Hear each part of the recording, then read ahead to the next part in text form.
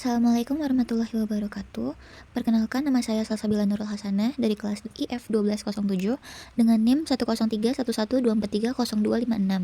Di sini saya akan menjelaskan konsep dasar basis data mind map database dari mata kuliah permodelan basis data. Baik, langsung saja. Untuk yang pertama, saya akan menjelaskan pengertian konsep dasar basis data atau database adalah sekumpulan data yang terorganisir secara sistematis sehingga dapat diakses, dikelola, dan diperbarui dengan mudah. Basis data digunakan untuk menyimpan informasi dalam bentuk terstruktur agar dapat digunakan secara efisien dalam berbagai aplikasi, seperti sistem informasi, website, dan aplikasi bisnis. Lalu berikut ada fungsi basis data, yaitu menyimpan dan mengelola data dengan efisien, lalu mempermudah akses dan pengelolaan informasi, lalu ada meningkatkan keamanan data melalui kontrol akses dan enkripsi, dan untuk menghindari redundansi dan inkonsistensi data melalui normalisasi. Lalu basis data memiliki kelebihan dan kekurangannya masing-masing, tetapi saya akan menjelaskan untuk kelebihan basis data secara singkatnya, yaitu yang pertama ada mengurangi redundansi, data tersimpan lebih efisien tanpa duplikasi. Yang kedua ada kemudahan akses, data dapat dicari, diubah, dan dikelola dengan cepat. Yang ketiga ada keamanan tinggi, mendukung autentikasi, enkripsi, dan kontrol akses. Yang keempat ada konsistensi dan integritas yang memastikan data tetap valid dan akurat. Lalu ada dukungan multi-user, banyak pengguna dapat mengakses dan data secara bersamaan.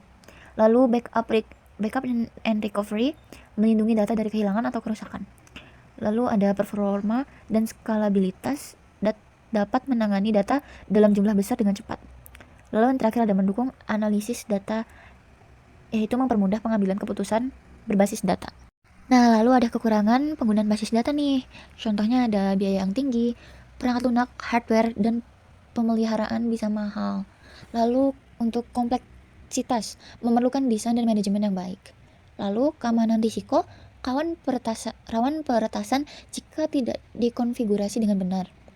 Lalu ada butuh tenaga ahli, administrasi basis data memerlukan keterampilan khusus. Lalu ada ketergantungan pada sistem. Jika terjadi kegagalan server, data bisa tidak dapat diakses. Lalu untuk waktu implementasi yang lama, pengembangan dan migrasi basis data memerlukan waktu. Untuk kesimpulannya, meskipun efisien, basis data memerlukan biaya, keamanan, dan manajemen yang baik agar optimal. Baik, setelah kelebihan dan kekurangan, saya akan menjelaskan beberapa jenis-jenis basis data. Yang pertama ada basis data relasional atau bisa disebut dengan relational database. Berikut ciri-cirinya. Data disimpan dalam tabel, baris, dan kolom menggunakan SQL, Structured Query Language, untuk memanipulasi data. Lalu memiliki hubungan antar tabel menggunakan primary key dan foreign key. Contoh basis data relasional adalah MySQL, PostgreSQL, Oracle, Microsoft SQL Server. Lalu ada basis data non-relasional atau bisa disebut dengan non-SQL database yang memiliki ciri-ciri tidak menggunakan tabel tetapi menggunakan dokumen, key value, graph, atau kolom. Cocok untuk data besar, big data, dan aplikasi real time. Lalu skalabilitas tinggi dan fleksibel. Jenis NoSQL bisa berupa dokumen, key value, kolom lebar, dan graph. Lalu ada cloud database. Ciri-cirinya disimpan dan diakses melalui layanan cloud, tidak memerlukan infrastruktur fisik sendiri, skalabilitas otomatis, dan keamanan tinggi. Yang digunakan adalah Google Cloud SQL, Amazon RDS, Microsoft Azure SQL Database. Baik, selanjutnya ada basis data terdistribusi atau distributed database. Ciri-cirinya yaitu data disimpan di beberapa lokasi atau server berbeda, meningkatkan kecepatan akses dan ketahanan terhadap kegagalan sistem. Contohnya ada Apache Cassandra dan Google Spanner.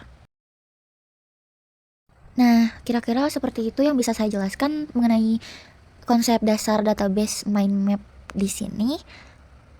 Kurang lebihnya mohon maaf jika ada kekurangan dan kesalahan kata. Saya Salsabila Nurul Hasanah, izin pamit. Assalamualaikum warahmatullahi wabarakatuh.